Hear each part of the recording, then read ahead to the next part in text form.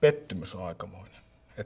Totta kai mä oon pettynyt toisaalta, mutta sitten mä tietyllä jollain tasolla osasin kyllä varautua tähän. Että kyllä mä uskon, että siellä on ihmisiä, jotka on varmasti tajunneet sen niin kuin uutuuden ja sen innovatiivisuuden, mikä siinä mainoksessa on.